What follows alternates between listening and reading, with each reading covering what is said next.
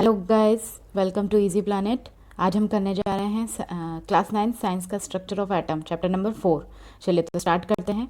देखिए, सबसे पहले स्टार्ट होता है कि जॉन डाल्टन ने जो थ्योरी दी थी, उन्होंने कहा था कि सबसे छोटा जो एटम है किसी भी एलिमेंट का, सबसे छोटा जो स्मॉलेस्ट पार्टिकल है वो है एटम। ठीक है, तो जब उनकी थ्योरी, जो उनके एक्सपेरिमेंट्स हैं, उनको फर्दर प्रोसीड किया गया, आगे और साइंटिस्ट आए, उन्होंने और एक्सपेरिमेंट करे, तो उन्होंने पाया कि ये जो एटम है वो और छोटे छोटे पार्टिकल्स में डिवाइड होता है, जिसको आप बोलते हो सब एटॉमिक पार्टिकल्स। ठीक है, जिसमें आते हैं आपके इलेक्ट्रॉन्स, न्यूट्रॉन्स एंड प्रोटॉन्स। ठीक है, अब हम बात कर लेते हैं कि इलेक्ट्रॉन्स की डिस्कवरी की। ठीक है, किस इलेक्ट्रॉन कैसे डिस्कवर हुआ। तो देखिए, इलेक्ट्रॉन की डिस्कवरी के लिए जिन्होंने जैसे देखिए, सबसे पहले उन्होंने क्या किया है, क्या क्या चीज़ें ली हैं, पहले वो देख लेते हैं। ठीक है, तो देखिए, इसमें सबसे पहले इट कंसिस्ट लॉन्ग सिलेंड्रिकल, और ये डिस्कवरी किसने की थी? जे थॉमसन ने। किसकी? इलेक्ट्रॉन्स की। ठीक है, तो देखो, सबसे पहले इसके लिए it consist of long cylindrical tube, एक सिलेंड्रिकल ट्यूब ली थी उन्होंने।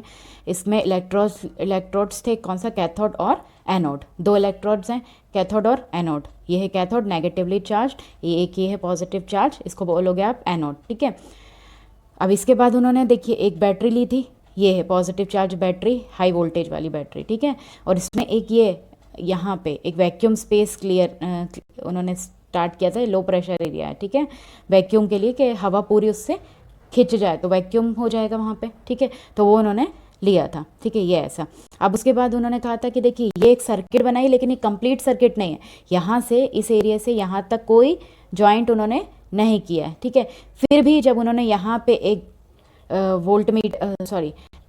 एमीटर यहाँ फिट करा, जब यहाँ इस सर्किट में जोड़ा एमीटर, तो उन्होंने पाया कि ये एमीटर जो है डिफ्लेक्ट हो रहा है। डिफ्लेक्ट हो रहा है मतलब उसकी जो नीडल है वो डिफ्लेक्शन बता रही है। दैट मीन्स उसमें ऐसा एमीटर में शो हो रहा है कि इलेक्ट्रिसिटी फ्लो हो रही है। ठीक है, अब उन्होंने कहा कि यहाँ से यहाँ तक कोई वायरिंग नहीं है, मतलब ये टाइप से इनकम्प्लीट सर्किट है, फिर इसमें इलेक्ट्रिसिटी का फ्लो कैसे हो रहा है। ठीक है, तो उन्होंने देखा कि ये इलेक्ट्रिसिटी का फ्लो किस साइड हो रहा है, ये उनको कुछ नहीं पता था कि भाई नेगेटिव से पॉजिटिव की तरफ जा रहा है, पॉजिटिव से नेगेटिव एक रे जा रही है। बस उनको ये देखा कि इसमें शो हो रहा है एमीटर में। ठीक है, तो उन्होंने कहा कि भाई यहाँ से यहाँ जा रहा है यहाँ, तो इसलिए उन्होंने सबसे पहले यहाँ पे जिंक सल्फेट की एक कोटिंग करी, जिससे अगर इस साइड फ्लो होगा तो यहाँ पे रोशनी उनको दिखेगी, पर यहाँ उनको रोशनी दिखी नहीं। तो फिर उन्होंने इस साइड, पॉजिटिव साइड, वही ZnS का, जिंक सल्फाइड का वो लगाया, एक परत चढ़ाई। ठीक है, तो इस साइड पे उन्होंने देखा कि यहाँ पे उनको एक रोशनी दिख रही है, लाइटिंग दिखी, तो उन्होंने कहा कि ये जो इलेक्ट्रिसिटी का फ्लो है ये यहाँ से इस साइड से इस साइड की तरफ हो रहा है। ठीक है, अब ये चीज़ तो क्लियर हो गई कि भाई इस साइड से इस साइड हो रहा है। उन्होंने फिर एक और एक्सपेरिमेंट करा कि एक पॉजिटिव चार्ज लेके आए और वो यहाँ पे रखा। ठीक है, पॉजिटिव चार्ज यहाँ पे रखा, तो ये जो कैथोड रे इस साइड से इस साइड की तरफ फ्लो हो रही थी, यहाँ से यहाँ फ्लो हो रही थी, ये जो है इस साइड झुकने लगी, मतलब पॉजिटिव की साइड झुकने लगी। उससे उनको पता चल गया कि ये जो है ये कहीं ना कहीं नेगेटिव चार्ज है, तभी ये पॉजिटिव की साइड अट्रैक्ट हो रहा है। ठीक है, तो फिर इसलिए उन्होंने क्या कहा, इलेक्ट्रॉन्स को क्या कंसीडर करा उन्होंने, एक negatively charge particles, he passed electricity at a high voltage and. ठीक है, ये सारी चीज़ें अब ऑब्जर्व करा उन्होंने कि भाई जो मैं आपको ऑलरेडी बता चुकी हूँ। ठीक है, कि जो इलेक्ट्रॉन है वो नेगेटिवली चार्ज पार्टिकल्स हैं, जिस पे चार्ज कितना है, वो चार्ज है आपका 1.6 इंटू 10⁻⁻19 कूलम। ठीक है, और मास जो है इलेक्ट्रॉन का वो होता है 9.1 इंटू 10⁻³ kg। ठीक है, 10⁻³ kg इसका मास होता है, ये पावर है ऊपर। ठीक है, इतना छोटा होता है पार्टिकल। अब इसके बाद कर लेते हैं बात डिस्कवरी ऑफ प्रोटॉन्स की। ये सेम मैथड से जो हमने अभी ऊपर देखा, उसी से डिस्कवरी हुई प्रोटॉन्स की। वो प्रोटॉन्स की डिस्कवरी के लिए भी उन्होंने क्या करा, एक ऐसे ट्यूब लिया। ठीक है, ये ट्यूब लिया, इसको एक वोल्टेज से जो है जोड़ा उन्होंने। ये मान लीजिए मैं यहाँ ले रही हूँ, मेरा ये है नेगेटिव चार्ज, ये अगेन मेरा एनोड है पॉजिटिव चार्ज। ठीक है, और यहाँ पे उन्होंने क्या करा है, यहाँ पे एक ऐसी होल वाली एक कैथोड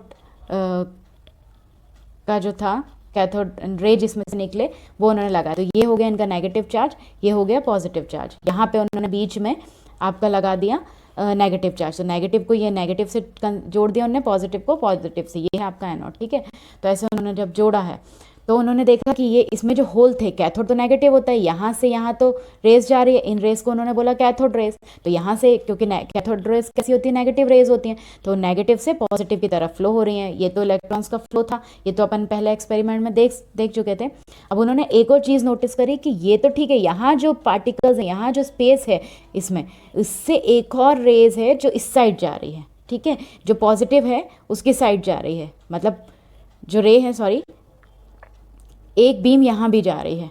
तो उससे उन्होंने कहा कि कैथोड रेज तो नेगेटिवली बीम होती हैं जो पॉजिटिव को अट्रैक्ट करती हैं, एक और बीम होगी जो पॉजिटिव होगी जो कि नेगेटिव की साइड अट्रैक्ट होगी। तो इस बीम को उन्होंने नाम दिया कैनल रेज या फिर एनोड बीम्स, ठीक है, और इसी से उन्होंने डिस्कवरी करी प्रोटॉन्स की, ठीक है। तो अब इसमें देखो उन्होंने क्या देखा, anode rays consist of positive charge particles known as protons. Protons have a charge equal in magnitude but opposite in sign.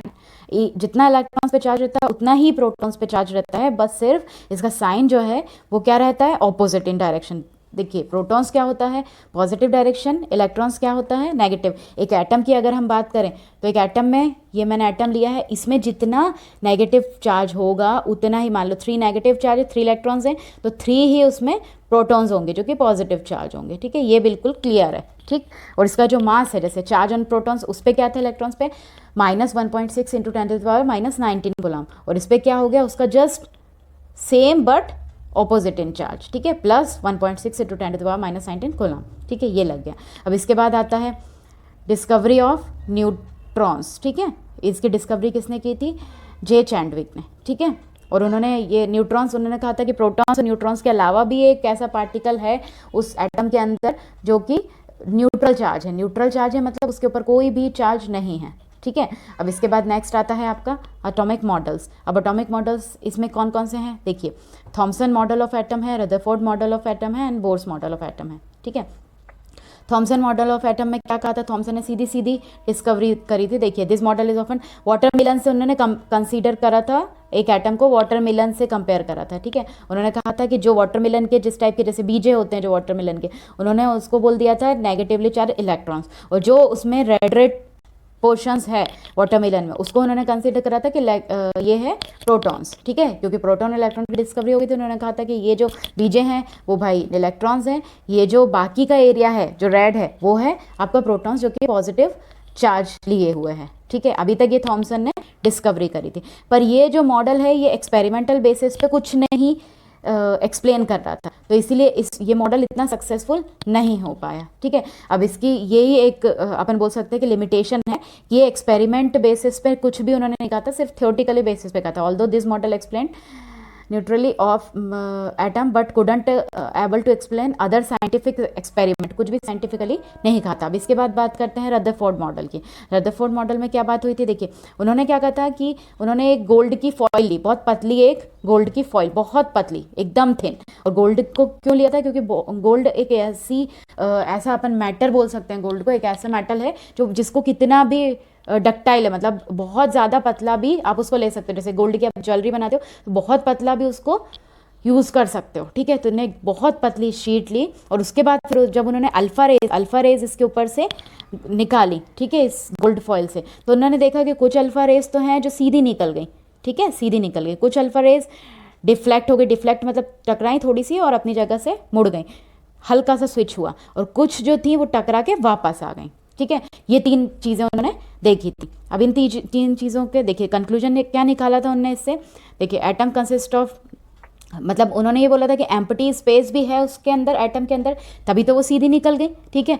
मतलब नेगेटिवली जो पार्टिकल्स हैं एटम के अंदर वो घूम तो रहे हैं, रोटेट तो हो रहे हैं न्यूट्रॉन्स के या न्यूक्लियस के अंदर, लेकिन न्यूक्लियस के बाहर साइड जब वो मूव कर रहे हैं तो थोड़ा थोड़ा स्पेस उसमें छूटा है, तभी वो आगे निकल गए हैं, ठीक है। तो ये 3 उन्होंने कंक्लूजन्स निकाले थे। अब इसमें क्या हुआ था, देखिए atom consist of empty space, atom content centrally placed positive charge कुछ है उसके अंदर जो कि पॉजिटिव है और जिस से टकरा के वो रिपल्स हो रहा है, रिपल्स मतलब वापस लौट के आ रहा है, क्योंकि अल्फा पार्टिकल्स क्या है पॉजिटिव, तो पॉजिटिव से टकरा के वापस आ रहे हैं, ठीक है। ये उन्होंने बोला था कि जैसे ये एटम है, यहाँ मैंने अगर भेजी है अल्फा रे मेरी पॉजिटिव, तो ये न्यूट्रॉन्स डेफिनेटली एक स्पेस पे है जहाँ से टकरा के रिपल्स होके वापस आ रहा है, ठीक है। तो ये उन्होंने कंसिडर करे थे कुछ टर्म्स रदरफोर्ड ने, ठीक है। इसके फीचर्स थे, there is a positive charge placed nucleus in an atom. उन्होंने ही बोला था कि न्यूक्लियस की थ्योरी जो है रदरफोर्ड ने दी थी कि एक न्यूक्लियस है इसके अंदर, तभी उससे टकरा के रिपल्स भी हो रही हैं अल्फा रेस, ठीक है। इलेक्ट्रॉन्स रेस, और रदरफोर्ड ने ही बोला था कि इलेक्ट्रॉन्स जो हैं वो ऐसे नहीं कि फिक्स होकर जैसे वाटरमेलन की तरह बीज उसमें रखे हैं, ऐसे नहीं है, वो रिवॉल्व कर रहे हैं, राउंड कर रहे हैं, मतलब घूम रहे हैं उस न्यूक्लियस के चारों तरफ, ठीक है। Size of the nucleus is very small. उन्होंने बोला था कि साइज इतना छोटा है तभी कुछ आगे भी जा रही हैं अल्फा रेस, कुछ वापस लौट कर रही हैं, कुछ डिफ्लेक्ट हो रही हैं। ये सारी थ्योरी उन्होंने दी थी। अब ये जो सबसे इंपॉर्टेंट है रदरफोर्ड मॉडल का इस चैप्टर में, वो है ड्रॉबैक्स ऑफ रदरफोर्ड मॉडल, कि भैया इतना सारा एक्सपेरिमेंटल बेसिस पे उन्होंने बोला, लेकिन फिर भी कुछ इसमें कमियां थी। तो वो क्या कमियां क्या थी, देखो, according to Rutherford model electrons revolve around the, देखो ये उन्होंने कमियां थी कि जैसे ये एटम है, ये न्यूक्लियस है, अब इसके चारों ओर अगर इलेक्ट्रॉन घूम रहे हैं, एक शेल में घूम रहे हैं, सपोज पूरी साइड घूम रहे हैं, तो इलेक्ट्रॉन क्या है, नेगेटिवली चार्ज, ये है बीच में पॉजिटिव चार्ज। तो कुछ ना कुछ ऐसा होगा कि घूमते घूमते कहीं ना कहीं इलेक्ट्रॉन की एनर्जी खत्म हो जाएगी और वो पॉजिटिव में आके गिरेगा। तो क्या होगा, कोई एटम सर्वाइव ही नहीं कर सकता अगर वो डिस्ट्रॉय होगा। अगर वो नेगेटिव चार्ज पॉजिटिव में गिर गया और उसने अट्रैक्ट कर लिया तो वो डिस्ट्रॉय हो जाएगा। तो फिर ऐसा क्या है, कुछ ना कुछ तो ऐसी चीज़ें हैं जिसके कारण ये कुछ एक शेल में मूव करने के लिए पर्टिकुलर टाइम के हिसाब से वो मूव कर रहा है, और वो लगातार मूव कर रहा है, तभी तो हमारे एलिमेंट्स या मैटर्स मतलब इस दुनिया में प्रेजेंस है ना, हर चीज़ के मैटर है, हर चीज़ के एटम है, ठीक है। तो according to Rutherford electrons revolve around the nucleus in well defined orbits, but electrons being charged particles will lose their energy and finally will fall into the nucleus, कि कुछ टाइम बाद वो घूमते रहेंगे, कुछ टाइम बाद वापस उसमें आ जाएंगे और गिर जाएंगे, ठीक है। This will make atom highly unstable, और इससे क्या हो जाएगा, एटम जो है आपका अनस्टेबल हो जाएगा। स्टेबल तो हो ही नहीं सकता ना अगर इस मॉडल के हिसाब से अपन चलेंगे, ठीक है। So this was the major drawback of Rutherford which was unexplained by him. ये सारी चीज़ जो थी, जो बोली गई थी इसकी ड्रॉबैक में, वो एक्सप्लेन नहीं कर पाए थे कि हाँ ऐसा क्या हो रहा है कि जिसके कारण ये स्टेबल भी है और मूव भी कर रहा है, ठीक है। तो इसी ड्रॉबैक को हटाने के लिए, खत्म करने के लिए, इसी से ओवरकम करने के लिए नील्स बोर्स ने अपना एक अलग एक्सपेरिमेंट दिया, ठीक है। जो उन्होंने थ्योरी दी वो एक मॉडल अलग था। उन्होंने क्या करा, उन्होंने बोला कि इलेक्ट्रॉन्स तो मूव कर रहे हैं, इलेक्ट्रॉन्स जो हैं अपनी हर एक शेल के हिसाब से उनने इलेक्ट्रॉन्स को डिस्ट्रीब्यूट कर दिया, ठीक है। उन्होंने कहा कि ये एक शेल है, ये एक शेल है, ये एक शेल है, ये सारी अलग अलग शेल्स हैं, इसमें जो है KLM इन शेल्स का नाम दे दिया, और ये बीच में है न्यूक्लियस। न्यूक्लियस जो है वो पॉजिटिव चार्ज है, टोटली पॉजिटिव चार्ज है। इसमें न्यूट्रॉन्स भी हैं एंड प्रोटॉन्स भी हैं। न्यूट्रॉन्स जो कि न्यूट्रल चार्ज है, प्रोटॉन्स जो कि पॉजिटिव चार्ज है, ठीक है। अब उन्होंने एक चीज़ एक्सप्लेन कर दी इसमें कि भैया ये जो शेल्स हैं ये है KLM, इनका नेम दे दिया, और उन्होंने क्लियरली डिफाइन कर दिया कि ये जो अंदर वाली शेल है, सपोज हम कंसीडर कर रहे हैं ये है हमारी शेल K, तो K उन्होंने कहा कि इसमें जो इलेक्ट्रॉन्स है वो सर्वाइव कर सकते हैं कैसे, 2n² के बेसिस पे। 2n² दैट मीन्स कि जो n क्या है, नंबर ऑफ शेल्स, तो 2 of 1 का स्क्वायर, इसका मतलब हो जाएगा 2। तो ये जो फर्स्ट शेल है K शेल, इसमें मैक्सिमम इलेक्ट्रॉन कितने मूव कर सकते हैं, 2। ऐसे ही फर्दर अगर हम K के बाद L शेल देखें तो L शेल में कितने इलेक्ट्रॉन्स हैं, सेकंड शेल है, तो सेकंड शेल में क्या हो जाएगा आपका, आ जाएगा 2n मतलब 2 का स्क्वायर, दैट मीन्स 4 2 ज़ा 8, ठीक है, 2 2 ज़ा 4 4 2 ज़ा 8।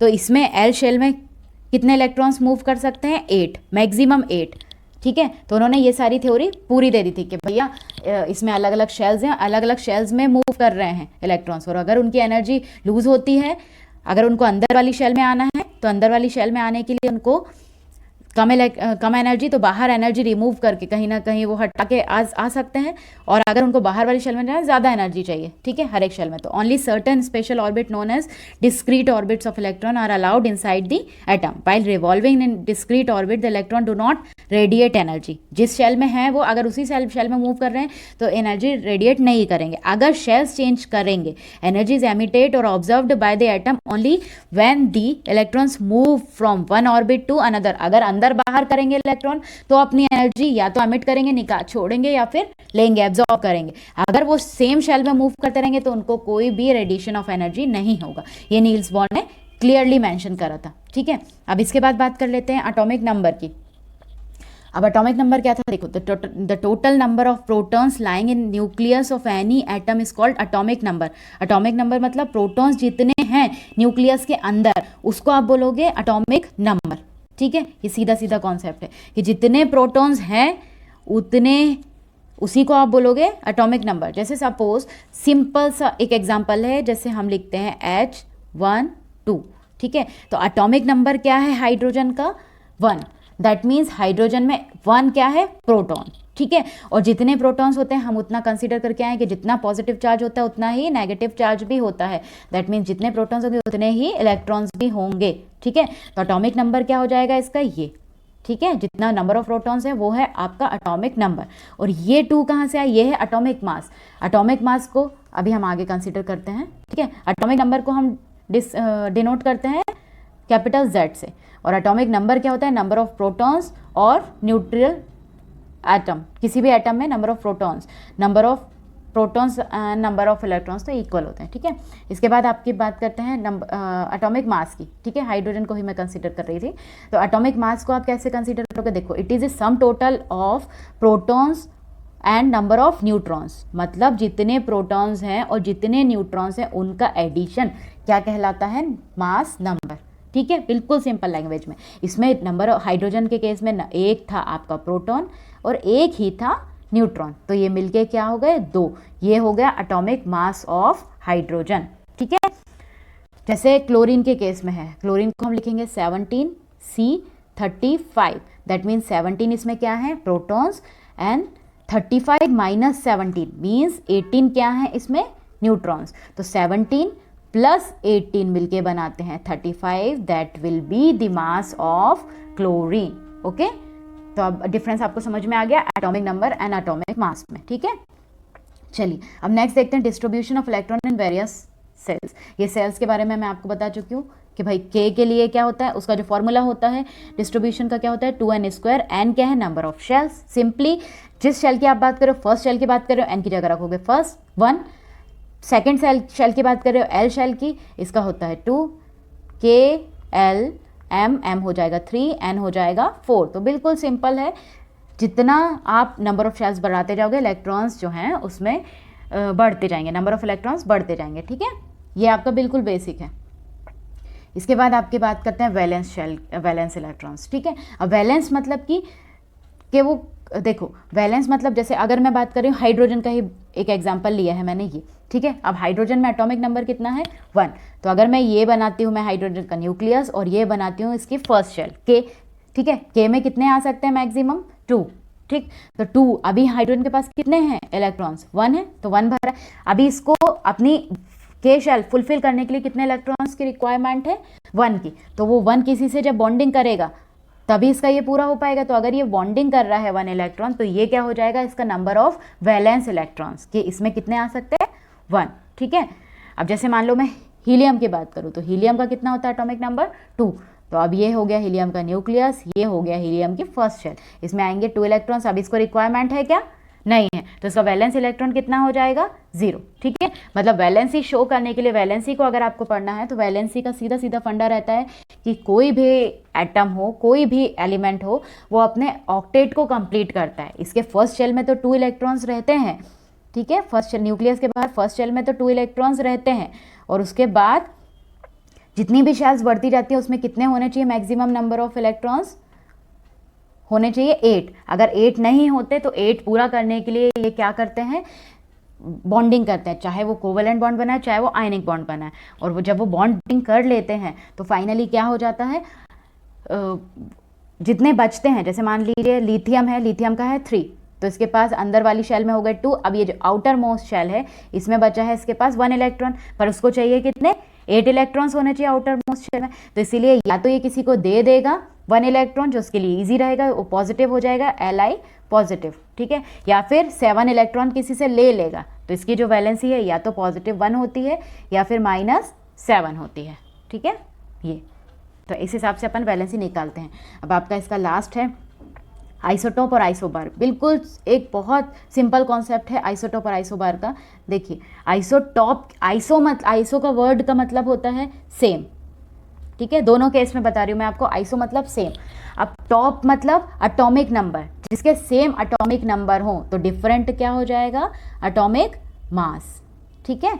मतलब आइसोटोप वैसे एलिमेंट रहते हैं जिनके सेम एटॉमिक नंबर होते हैं बट मास, जैसे क्लोरीन है, तो क्लोरीन 2 जैसे फॉर्म्स में मिला एटमॉस्फेयर में। किस किस फॉर्म्स में मिला? Cl17, Cl17 क्या सेम है यहाँ पे? 17 17 मतलब एटॉमिक नंबर सेम है। डिफरेंट क्या हुआ, यहाँ आया 35, यहाँ आया, मतलब नंबर ऑफ न्यूट्रॉन्स बढ़ गए हैं, एक में 18 थे और एक में 20 हो गए हैं, है ना। ठीक है, तो ये क्या है, आइसोटॉप। आइसो मतलब सेम, टॉप मतलब एटॉमिक नंबर, तो डिफरेंट क्या हो जाएगा, mass. Isotope are atoms of same element having same atomic number but different atomic masses. ठीक है, बिल्कुल सिंपल। और इसका यूज किस में किया जाता है, यूरेनियम आइसोटॉप का यूज किया जाता है न्यूक्लियर रिएक्टर में, कोबाल्ट का यूज किया जाता है ट्रीटमेंट ऑफ कैंसर में, एंड आयोडीन का यूज किया जाता है ट्रीटमेंट में, गोइटर। ठीक है, इसके बाद आइसोबार। सेम आइसोबार, आइसो मतलब सेम, बार मतलब भार, भार मतलब मास, सिंपल। ठीक है, तो आइसोबार मतलब सेम एटॉमिक मास, तो क्या डिफरेंट हो जाएगा, atomic number. Isobars are the atoms of those elements which have the same mass but different atomic number are called isobars. Okay, जैसे ये, ठीक है, एग्जाम्पल्स हैं, जैसे कैल्शियम है एंड AR है, आर्गन। ठीक है, कैल्शियम का एटॉमिक मास जो है वो है 20, ठीक है, सॉरी, इसका है एटॉमिक नंबर है 20, एटॉमिक मास है 40, इसका भी है एटॉमिक मास 40 और एटॉमिक नंबर है 18। ठीक है, तो क्या हो गए, सेम मास सेम हो गए बट डिफरेंट एटॉमिक नंबर हो गए, तो इसको क्या बोलोगे आप, आइसोबार्स। ठीक है, ये चैप्टर अब यहाँ पे फिनिश होता है। अगर आपको मेरी वीडियो पसंद आई हो तो प्लीज़ लाइक एंड सब्सक्राइब ज़रूर कीजिएगा। Thank you very much.